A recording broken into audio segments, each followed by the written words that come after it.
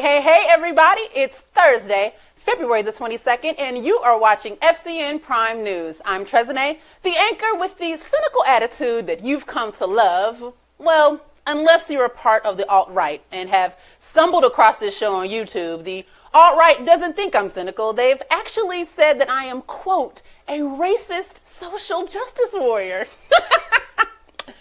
Good. In the studio today with me is Starla K. Mathis for this Thursday wind down at 8 o'clock, followed by True Baller Thursday with J-Co Is It and the Reggie Mathis at 9 o'clock p.m. So you know what that means. Stick around with me because it's going to be a great night. Now, let's get into this news. So, this week has seen signs of momentum in the aftermath of the mass school shooting that took place in Parkland, Florida, when 19-year-old adult Nicholas Cruz decided to gun down students at his alma mater, killing 17 and injuring many others. Here's what you need to know to stay in the know, as this nation is considering yet again the issue of gun control.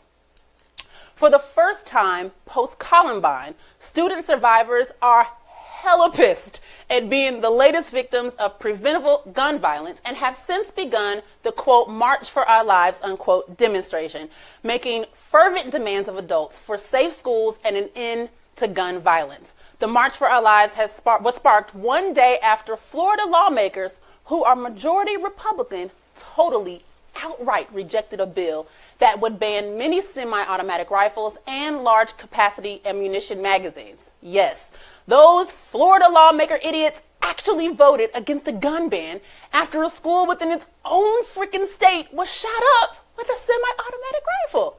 I'd be pissed too if I were one of the Parkland survivors. Like, y'all couldn't even pretend to fight over the bill and have some speeches and some filibusters or whatnot. Vote is an incredible slap in the face for those students. But while students across the nation continue to stage their own demonstrations by walking out of their classrooms in protest, the date for the nationwide March for Our Lives has been set for March 24th. In the meantime, these children have had to deal with attacks from grown-ass adults claiming that students are nothing but paid crisis actors in a shooting hoax. Listen, I love a good conspiracy. Just ask me how many JFK and 9/11 documentaries I've seen. Way too many.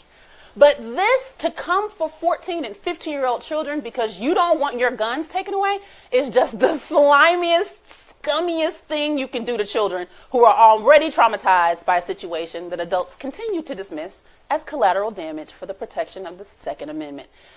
Even Donald Trump Jr. is guilty of liking a couple of tweets pushing conspiracy theories, and an aide to a Florida Republican leader was fired on Tuesday when he emailed a reporter confirming that two of the students were crisis actors. It's unbelievable. But it certainly is not the case that the children who died were paid crisis actors. I'd like to mention or highlight one of the victims, Peter Wang, who was shot and killed in his JROTC uniform as he heroically held open a door to allow both students and faculty to escape.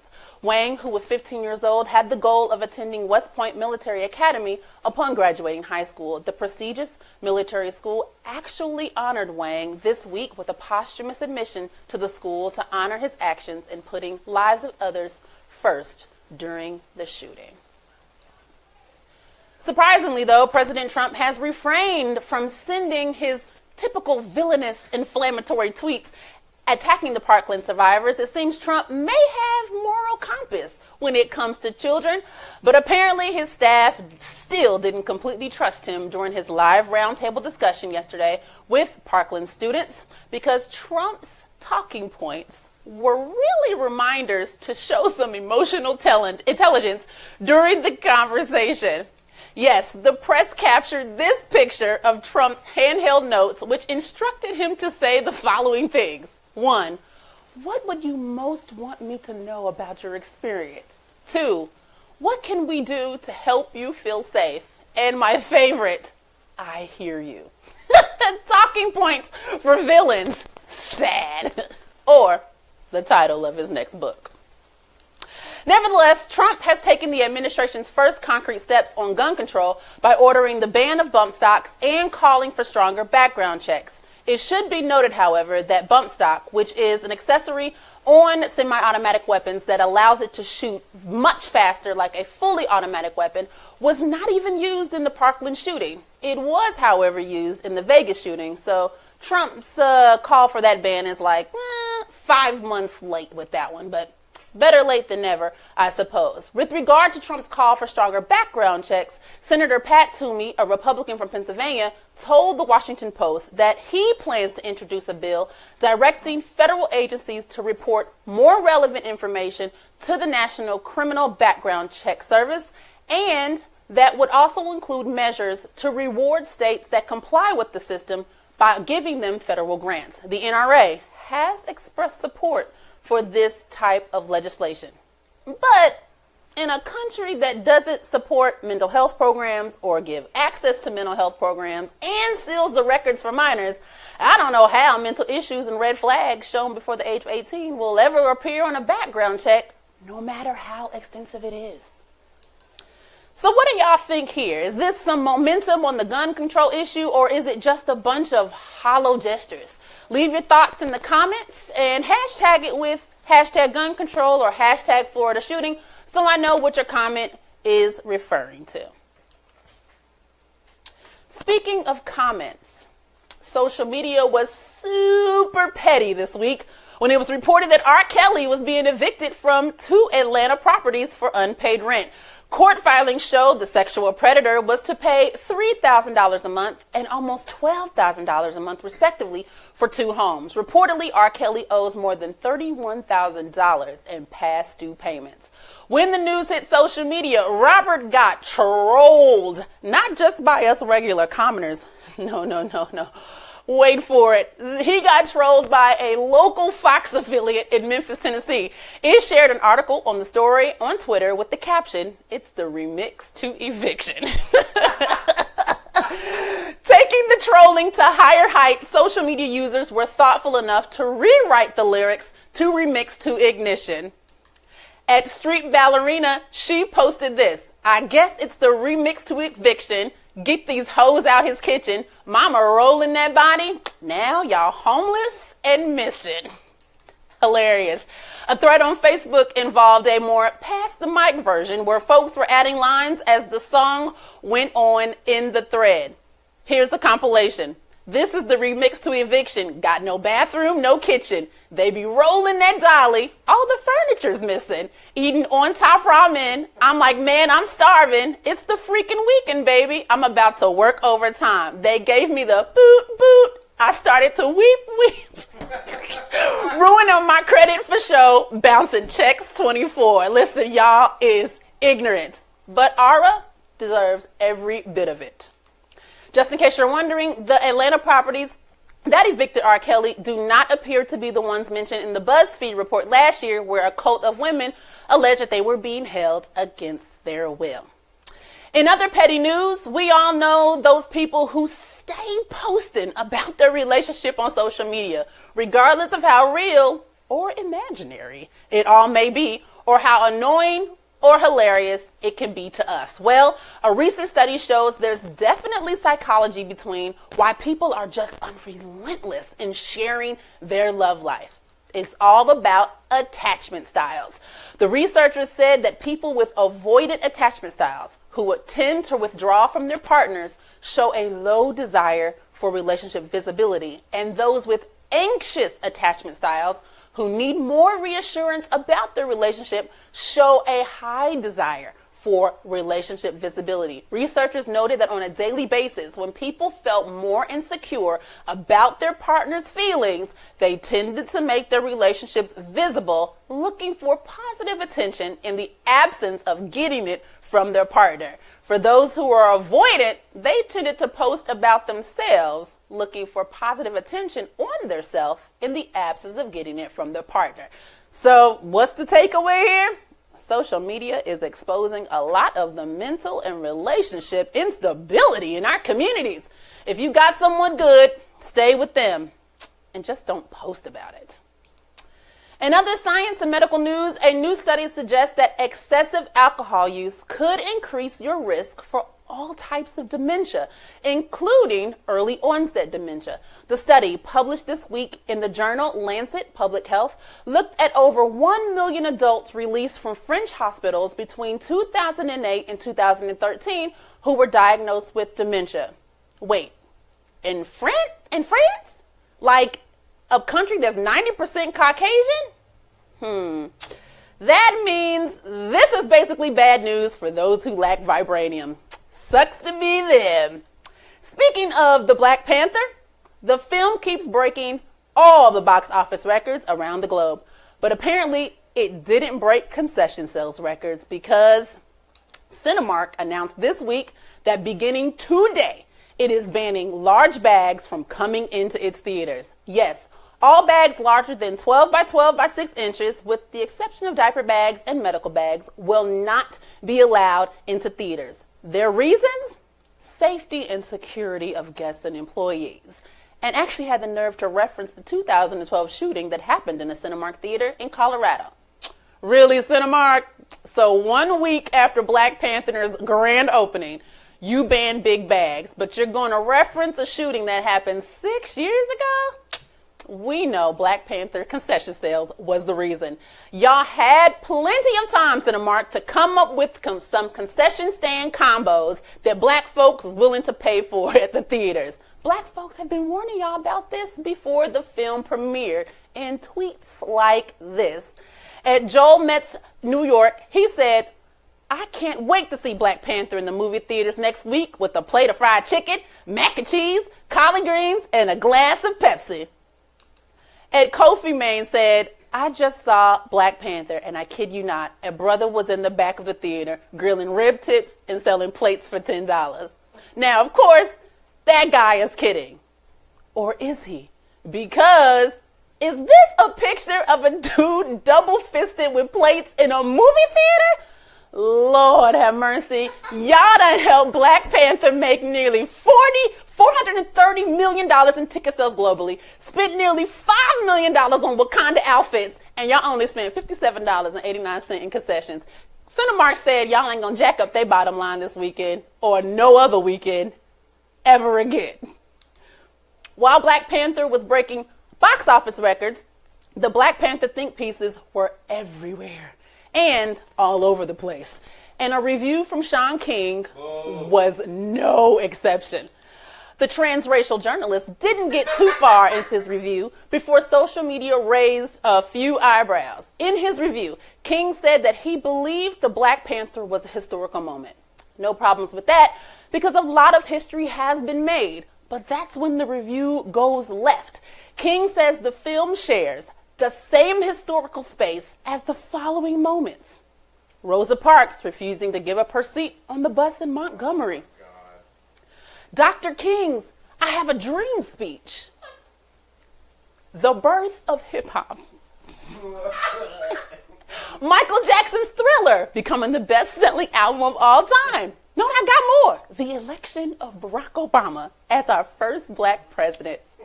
And lastly, Colin Kaepernick taking a knee to protest police brutality and injustice in America. Some brothers on social media had something to say to this white boy. They said, at Pinot Lefio, he said, "Whoa there, Shaun. We are all feeling the high of Black Panther, but let it marinate for a bit more. The birth of hip-hop? Obama? I don't know, man." At John V. Moore said this: "Black Panther was an amazing piece of work. It will have historical cultural significance. However, for Shaun King to compare it to Rosa Parks or the election of Barack Obama shows you how unserious and uninformed this intellectual lightweight is. He is a simple fraud." Yes. At Half Atlanta said, "I want to apologize on the behalf of all mixed Black people, just for everything." And lastly, Ed Sholar Cynic said this: "One day we're going to run into a take that's too hot, but I guess today wasn't that effing day." I await the day y'all Rachel Dolezal Shaun King, but I guess today isn't that day. Just as Black Panther is giving the world an opportunity to see Black people as intellectual capable beings unwarped by colonialism, a high school in California, is the center of a controversy when a student science fair project questions black intelligence. Let me show y'all a picture of this raggedy project. Look at this. This kid can't cut in straight lines. This kid used non-invisible, non-double-sided Scotch tape plastered everywhere. He taped everything on crooked. He used terrible font choices. The whole thing is just raggedy. But even more raggedy was the question he posed for the project. The student wondered why there weren't a lot of blacks and Hispanics in the school's elite magnet program. And his hypothesis was that if the average IQ of blacks, South Asians, and Hispanics were lower than whites and Northeast Asians, then the racial disproportionality is justified. What? To make matters worse, this kid cited in his bibliography a 1904 text called The Essential Coffer, which argued South African blacks were intellectually inferior to whites. This science project, in all of its questioning of intelligence, used flawed logic and junk science, wholly unintelligent in itself. The biggest component to measuring IQ is logic, and this was done by a kid in an elite magnet program? I object to the word elite here. The student who prepared the report has a history of making racist remarks in class, and he is described by his peers as a boy of Asian descent. Bless his heart, he is completely in the sunken place.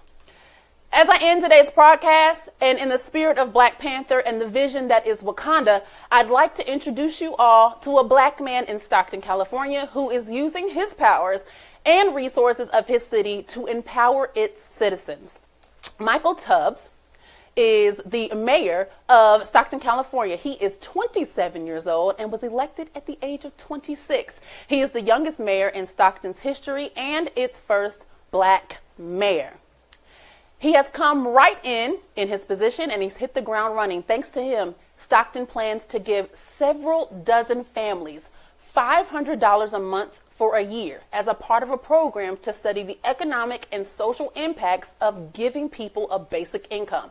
The so-called SEED project will give a small group of low-income residents a modest, no strings attached monthly income. It's funded by a $1 million private grant from a tech company called the Economic Security Project, and it's co-led by Facebook co-founder Chris Hughes.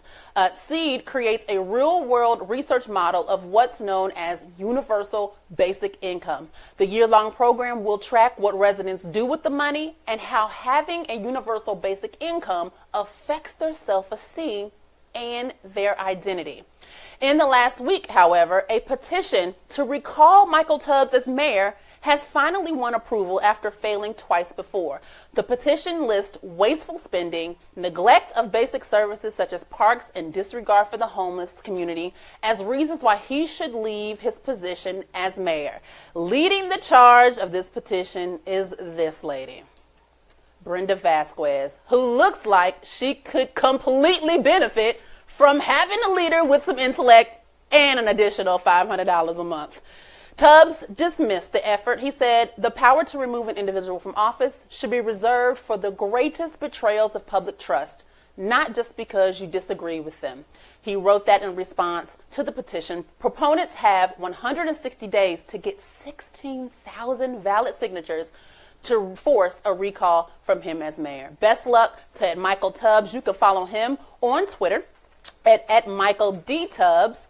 He's a great guy, does great tweets. I think you enjoy watching him. Let's see if we have any comments on today's broadcast. Kind of check that out. I see producers. What's going on, guys?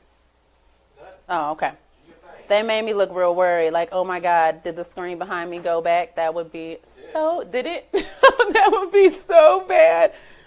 Okay, let's see.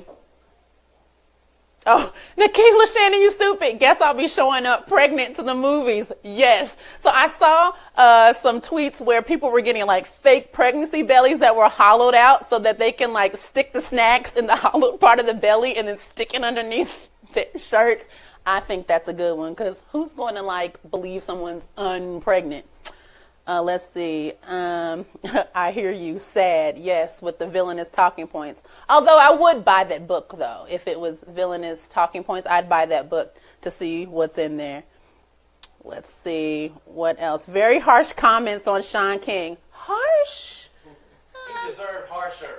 He deserves harsher? He's a moron. The great part about your comment is you didn't say that they were untrue. Bada bing, bada boom. All right, that's pretty much all the comments we have on the Prime News episode. So stay tuned for the Thursday wind down with Starla K. Mathis. I'll be on that episode tonight along with the Reggie Mathis. And then after that, tune in for True Baller Thursday with J. Co. and the Reggie Mathis. They talk about everything NBA. Thank you guys so much for watching.